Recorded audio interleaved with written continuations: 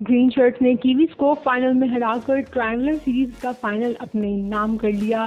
Christ church میں triangular series کے final میں محمد نواز کی بہترین بیٹنگ کی بدولت پاکستان نے نیوزی لینڈ کو 5 وکٹوں سے شکست دے دی۔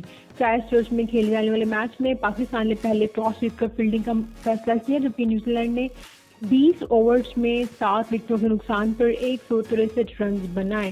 پاکستان کے بالرز نے شاندار بالنگ کی اور میچ کے اینڈ میں آخری 5 اوورز میں صرف 33 رنز دیے اور 4 وکٹیں حاصل کی، جبکہ ہاری اسٹروک اور نسیم شاہ نے 2 شاداب اور نواز نے 1 وکٹ حاصل کی۔ کیویز کی جانب سے ان کے کپتان کین ولمسن نے 59، گرین فلپس نے 29، مارک چیمپئن نے 25 اور ڈیون کانوے 14 رنز بنا کر نمایاں رہے، جبکہ پاکستان کی بیٹنگ کا آغاز اچھا نہیں تھا۔ بابر اعظم نے 15، محمد رضوان نے 34 جبکہ شان مسعود 19 رنز بنا کر جلدی پیویلین واپس لوٹ گئے، تاہم محمد نواز نے 22 گیندوں پر 3 چھکوں اور 2 چوکوں کی مدد سے 38 رنز بنائے۔